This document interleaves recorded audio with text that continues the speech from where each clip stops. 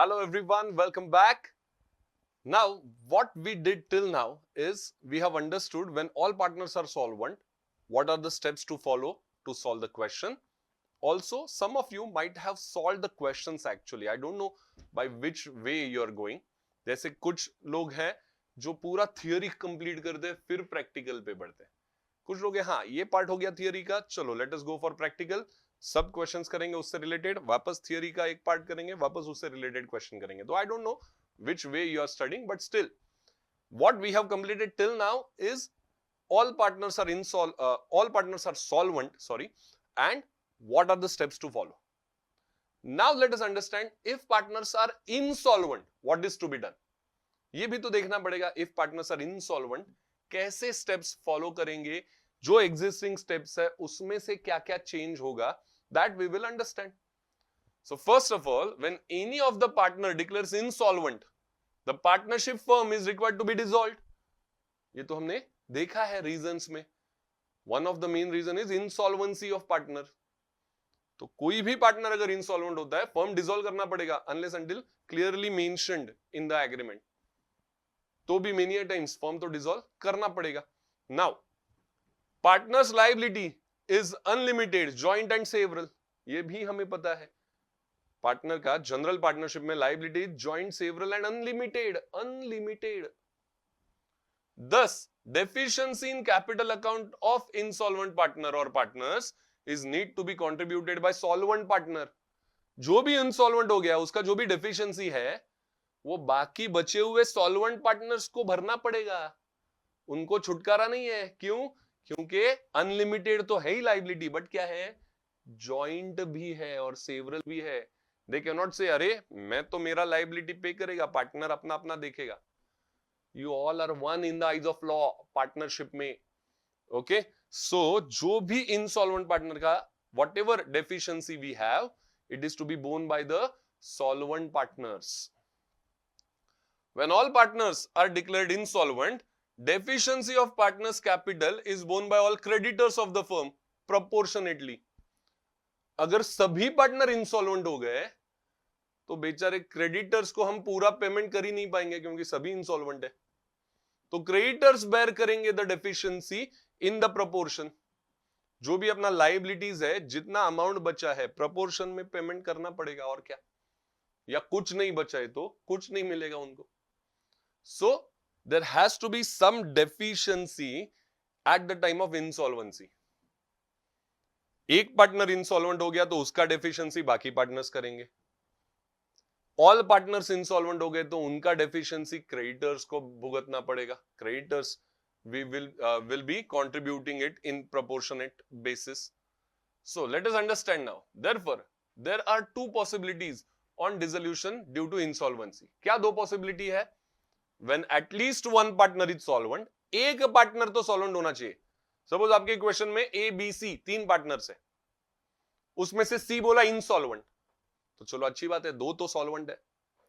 लेकिन बोला A and B are insolvent, कोई बात नहीं, सी सॉल्वेंट है, कोई तो एक सॉल्वेंट होना चाहिए एटलीस्ट. तो बाकी इनसॉल्वेंट पार्टनर्स का डेफिशिएंसी वो बेयर कर सकता है. And the next case is what? When all partners are insolvent, सभी कंगाल. ठीक है, when all partners are insolvent, ये दो केसेस बनते हैं. तो टोटल as good as अगर हम देखेंगे तो तीन केस आपको क्या है सिलेबस में. when all partners are solvent, जो हमने ऑलरेडी कर लिया, when at least one partner is solvent, and then all partners are insolvent. ऐसा तीन ब्रॉड केसेस अगर हम देखेंगे, क्वेश्चन जिसके टाइप पे आता है वो ये है. now moving further, let us understand when at least one partner is solvent. एक पार्टनर तो सॉल्वेंट है, ऐसे केस में क्या करेंगे? So let us understand this. On insolvency of partner और partners, deficiency. What is deficiency? It is amount irrecoverable on insolvency of partner. वो partner इतना अमाउंट इररिकवरेबल है, रिकवर नहीं हो सकता वो. The deficiency in capital account of insolvent partner is to be borne by solvent partner in their profit sharing ratio. A B सी तीन partner है, C is retiring. Let us assume their ratio is 3:2:1. C is retiring बोल रहा हूं, C is insolvent, sorry, not retiring, insolvent. तो ए और B को उनका ratio 3:2 में उसका डेफिशिएंसी बेयर करना पड़ेगा। जो भी डेफिशिएंसी आएगा in these capital that will be borne by A and B in their profit sharing ratio. ये मतलब है इसका। Moving further, when all partners except one are insolvent, the entire capital deficiency is to be borne by the concerned solvent partner. कळलं काय? नहीं? Understand? एक partner छोड़ के बाकी सब इंसॉल्वेंट हो गए, एक ही पार्टनर सॉल्वेंट है। जो ये केस बोलता है at least one partner should be solvent, एक ही पार्टनर सॉल्वेंट है, तो जो भी इंसॉल्वेंट पार्टनर्स है वो सबका डेफिशिएंसी कौन बेयर करेगा बेचारा? That concern solvent partner will bear it. Okay, जैसे ए बी और सी तीन पार्टनर 3:1 रेशो, बी और सी दोनों इंसॉल्वेंट हो गए सपोज, तो बी और सी का जो डेफिशिएंसी रहेगा कैपिटल का, it has to be borne by A. He can not say no because the liability is unlimited, joint and several. So वो एक पार्टनर बेयर करेगा बेचारा। Now, let us understand the accounting treatments as well. Accounting steps are same till number 11. जो भी हमने solvent partner के वक्त का steps देखा ना, till step number 11, everything is same. Everything is same. What will change? After that, collect final dividend from insolvent partner.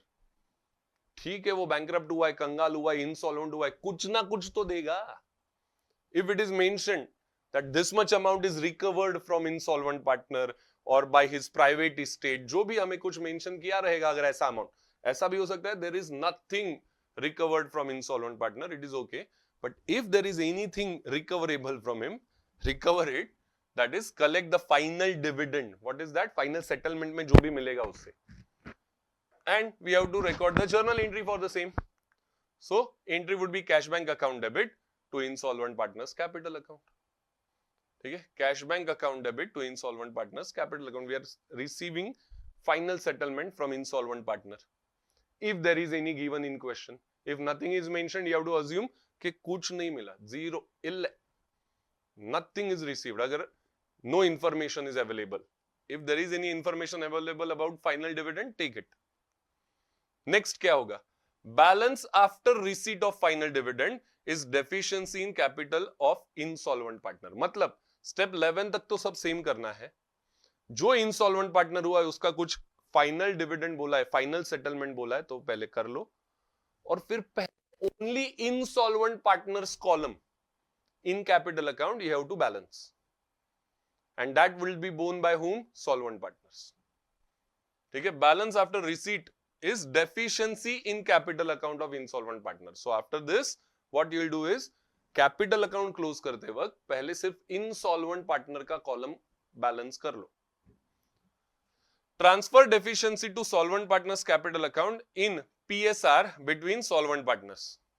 Profit sharing ratio में ये ट्रांसफर कर दो। Suppose A B C partners है, वापस वही एग्जांपल, सी इज इनसॉल्वेंट, तो पहले उसका कॉलम बैलेंस करके देख लो रफ में।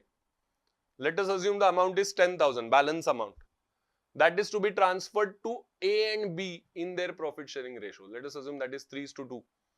So 6,000 and 4,000. That 10,000 is transferred in their profit sharing ratio, A और B के.